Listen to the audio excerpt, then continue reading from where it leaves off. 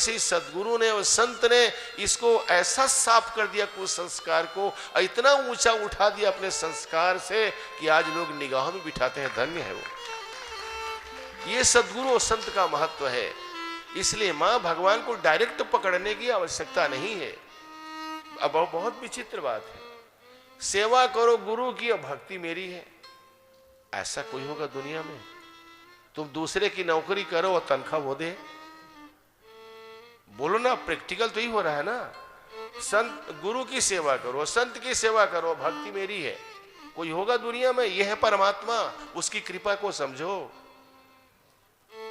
बोले भगवान आप ये एक बात समझ में नहीं आती। बोले क्या? गुरु जी की सेवा करने के लिए बोल रहे हैं आप, और मैं उससे मिलता हूं, तो हम गुरु जी की सेवा करें, एक तरफ कहते हैं सत्संग करो तो मैं मिलूंगा, तो दो दो बातें हो गई। अरे भाई, मैंने पहले ही बता दिया है, एक संत मुझे पहले मिले थे, वो मेरे आने के पहले पूरा कानून बना दिए थे। बोले कौन है? बोले महर्षि वाल्मीकि। उन्होंने ऐसा ऐसा करोगे, उन्होंने पहले लिख के दे दिया था मुझे। अब तब मैंने उन्हीं के आधार पर कह रहा हूं कि मोते संत अधिक कर लेखा। बोले आप तो महाराज कहते हो कि मैं प्रेम में प्रकट होता हूं, प्रेम में आता हूं, प्रेम ते प्रकट हो ही मैं जाना। बोले हाँ, इधर कहते हैं गुरु जी की सेवा करो तो मैं मिलूंगा, तो दो बातें नहीं हो गई क्या? अरे पगले, देखने में दो बात लगती है, लेकिन गुरु कौन है? गुरु ही मुझसे मिलाते हैं ना तुमको। गुरु के कारण ही तो तुम मुझे पाते हो। तो दिखने के लिए दो बातें होती हैं। गुरु वही है जो भगवान से जुड़े, ये गुरु है। क्योंकि उस तुम्हारी सारी गंदगी को, मिट्टी को साफ कर आलू जैसे तुम्हें इतना व्यंजन के रूप में बना दिया, इतना महत्वपूर्ण मानो तुम्हें बना दिया कि लोग काजल की तरह अपने आंखों में तुम्हें बिठा के रखते हैं। ये भक्त है, संत है, महापुरुष है, ये उन्हीं के कारण तुम बनते हो। इसलिए भगवान कपिल ने कहा कि मां, भगवान को पकड़ने की आवश्यकता नहीं है। परोक्ष जो दिखाई दे रहे हैं संत सदगुरु के रूप में, उनके चरणों को पकड़ लो, तो डायरेक्ट कनेक्शन सीधे सीधे परमात्मा से तुम्हारा हो जाएगा। तो बोली पहचाने कैसे संत को? तो बोले मैं लक्षण बताता हूं। मैंने आपसे कहा था कपिल प्रसंग में संतों के लक्षण को, तो संत के लक्षण बताए भगवान कपिल ने। तितिक्षणः कारुणिकः सुहृद सर्वदेहिनां अजातशत्रवः शान्ताः साधवः साधुभूषणः। तितिक्षणः, तितिक्षणः का मतलब होता है मानापमानयोः तुल्यम। मान और अपमान दोनों में समान है। प्रशंसा में वो अहंकारी नहीं होते और निंदा में टूटते नहीं। तो तितिक्षण, तितिक्षवः, मान अपमान में जो बराबर रहते हैं। कारुणिकाः, तो संत हृदय नवनीत समान। नवनीत जैसे, मक्खन जैसे उज्जवल और कोमल उनका हृदय होता है। सुहृद सर्वदेहिनाम, उसका तात्पर्य उनका होता है कोई पराया उन्हें नहीं लगता, क्योंकि सब में भगवान को झांकते हैं, भगवान का रूप मानते हैं। इसलिए सुहृद सर्वदेहिनाम अजात शत्रवः। अजात शत्रवः मतलब निज प्रभु में देखहि जगत, कहि सन करहि विरोध। मैंने कहा था एक दिन, आपको याद होगा, नाक, कान, आंख, मुंह अलग अलग हैं, पर है आपके एक ही शरीर में। सबका धर्म अलग अलग है, लेकिन दांत से आपकी जीभ कट गई, पहले दिन शायद मैंने कहा था, और कोई दांत के विरुद्ध आपको भड़काए कि देखो एक तो जीभ बेचारी, वो भी इतनी कोमल, और दांतों में कोई भी कचरा फंस जाए खाते समय तो जीभ को चैन नहीं, यद्यपि उसका विषय उसका कष्ट नहीं है, ये कष्ट दांतों का है, लेकिन बेचारी कुरेद कुरेद कर निकालती है। तो इतनी हितकारिणी है जीभ। अब ये 32 है संख्या में, ज्यादा है, कठोर है, अब इनका हित करती है, लेकिन ये इतने दुष्ट हैं कि मौका मिलते ही उसी जीभ को काट देते हैं। अब 50 बार आपकी जीभ आपके दांतों से कटी होगी। अब कोई लाख आपको आपके दांत के विरुद्ध उकसाए, निकाल दो दुष्टों को। जो जीभ कम से कम दांत काटा उस दांत को निकाल दो, दंड दे दो, तो भड़केंगे आप? क्यों नहीं भड़केंगे? इसलिए कि तो जीभ कट गई तो दर्द मुझे ही भोगना है, और दांतों को तोड़ूंगा तभी दर्द मुझे ही भोगना है। तो जैसे अपने शरीर के बारे में, दांत और जीभ के बारे में ज्ञान आपको है कि मेरे ही हैं, ऐसे इसी शरीर का ज्ञान जैसे आपको है मेरे हैं, वैसे ही समस्त सृष्टि मेरे परमात्मा के हैं, शरीर के जैसे परमात्मा का शरीर है। ये ज्ञान संत और सद्गुरु को होता है। इसलिए अजात शत्रवः, सबके हित ऐसी होते हैं वो, ये उनके लक्षण है। माता ऐसे लक्षण तुम्हें दिखाई दे रहे हैं तो वही संत हैं, उन्हीं संतों के चरणों को पकड़ लो। अरे कभी चले हैं आप, पैर से पैर टकरा कर आपके ही पैर में फंस कर कभी गिर गए होंगे आप? तो जिस पैर से टकराया आपका पैर चलते चलते कभी, तो उस पैर को पीटते हैं क्या? वो कि पैर आपके हैं, दर्द आपको ही होगा। बस यही अनुभूति संतों को पूरे संसार में होती है। नाम रूप अलग अलग हैं, लेकिन सब में मेरे परमात्मा समाये हैं।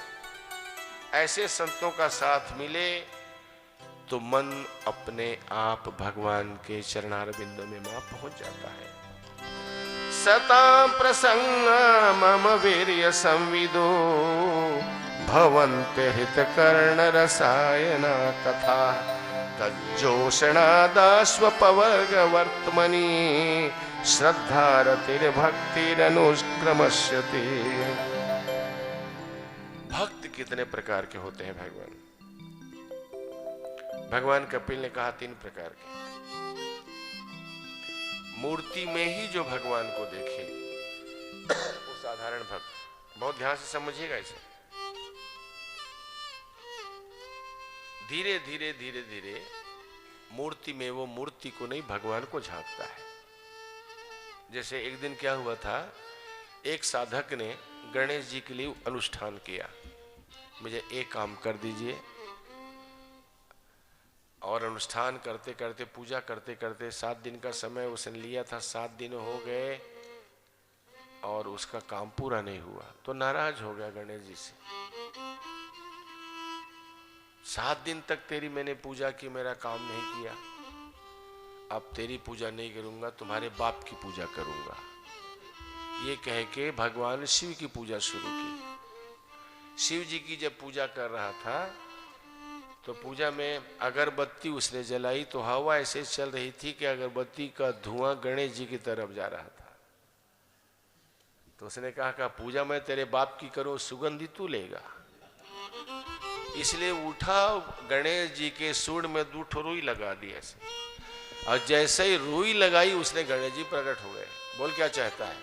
अरे बोले रुई लगाने से प्रकट होता तो मैं 7 दिन क्यों बर्बाद करता, पहले दिन लगा दिया होता। तो गणेश जी ने कहा मैं रुई लगाने से प्रसन्न नहीं हुआ। बोले तब आज तूने मुझे मूर्ति नहीं मानकर सजीव माना है। जय हो जय हो। कि इसे सुगंधि मिल रही है, तो जिस दिन तुम मूर्ति को विग्रह मानोगे, सजीव मानोगे, उसी दिन भगवान तुम्हें प्रकट होंगे। मूर्ति से प्रकट हुई है मां गिरिजा सीता जी को आशीर्वाद देने के लिए, लेकिन एक ही समान था उनके पास, क्या? पूजा किन्न अधिक अनुरागा। देख लो, अनुराग आधार है भक्ति का। तो मां ये पहले भक्ति की शुरुआत होती है मूर्ति पूजा से। ये साधारण भक्त हैं। उससे उच्च कोटि के भक्त कौन है? जो मनुष्यों में जो संत हैं, सज्जन हैं, उनमें सीधे भगवान को झांके, वो मध्यम कोटि के भक्त हैं। और सबसे उच्च कोटि ऐसी पूजा साधना करते करते इतनी दृष्टि प्रखर हो जाती है, निर्मल हो जाती है कि सब में भगवान को झांकता है, फिर वो उच्च कोटि का भक्त होता है। इस प्रकार भक्त 3 प्रकार के हैं। फिर अष्टांग योग सबकी चर्चा की गई। भगवती देवहूति ने कहा, तुम्हारे सारे उपदेशों का सार मैं एक वाक्य में कहूं, मुझे ही समझ में आई। बोले हाँ माँ बोल क्या? तो सारे उपदेश का सार ये समझ में आया कि जिसकी जीवा पर प्रभु का नाम है, तो वह चांडाल भी हो तब भी निश्चित ही अपना कल्याण कर सकता है। अहो वत स्वपचो तो गरीयन यज्जिह्वाग्रे वर्तते नाम तुभ्यम। जिसकी तुम्हारी जीवा पर भगवान का नाम है, तो कोई भी हो वो अपना कल्याण कर सकता है। सारे उपदेशों का सार ये है। फिर भगवती देवहूति अवधूति अवस्था में चली गई, ध्यान मग्न हो गई और शरीर सलील में परिणित हो गया। भगवान कपिल नारायण ने भी अपनी लीला समेट ली। उत्ताल तरंगों से गंगा सागर ने उनका स्वागत किया।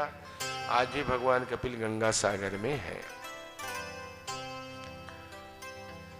अब थोड़ी सी चर्चा, अभी आधा घंटा है, थोड़ी चर्चा चतुर्थ स्कंद की कर लें। देखिए, चतुर्थ का तात्पर्य होता है धर्म अर्थ काम मोक्ष। धर्म और मोक्ष को आज छोड़ दिया है लोगों ने, और अर्थ काम, इसलिए समाज पतन की तरफ जा रहा है। इसको ऐसा समझ लें, अर्थ का एक तात्पर्य होता है संपत्ति, और अर्थ का दूसरा तात्पर्य होता है विषय। नेत्रों का अर्थ है सौंदर्य, माने नेत्रों का विषय है सौंदर्य। अब अर्थ जो विषय है वो बाहर रहते हैं। नेत्रों का जो विषय है सौंदर्य बाहर है। नासिका के जो विषय है सुगंध वो बाहर है। कान के जो विषय है वो बाहर है, शब्द देने वाले, बोलने वाले। ऐसे हर इंद्री के जो अर्थ हैं वो बाहर रहते हैं। मैं सावधानी चाहूंगा आपकी, क्योंकि बड़ा गंभीर संकेत है इसमें। ये सभी बाहर रहते हैं। अब जो मन है, जिसमें काम की उत्पत्ति होती है, काम का संबंध है मन से, इसलिए कामदेव का एक नाम मनोज है, मन में उत्पन्न होने वाला। शरीर की रचना है पहले इंद्री, फिर मन, उसके बाद बुद्धि और चित्त। तो पहले इंद्रियां हैं हमारी। इंद्रियां बहिर्मुखी हैं, और इंद्रियों के जो अर्थ हैं, इंद्रियों के जो विषय हैं वो भी बाहर है। नेत्र हमारे दिख रहे हैं, बाहर है। कान हमारे दिख रहे हैं, बाहर है। नासिका दिख रही, बाहर है। अब इनके विषय भी बाहर है। जैसे सौंदर्य दिख रहा है, जो बोलने वाले हैं, जो स्वाद देने वाले हैं, वो वस्तु बाहर दिखाई देती है। तो हर इंद्रियां चूंकि बाहर है, इसलिए इंद्रियों के विषय बाहर है। अब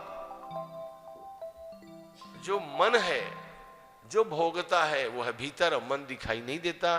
तो मन में जो भोगने की जो वृत्ति है, काम है, वो भी दिखाई नहीं देता।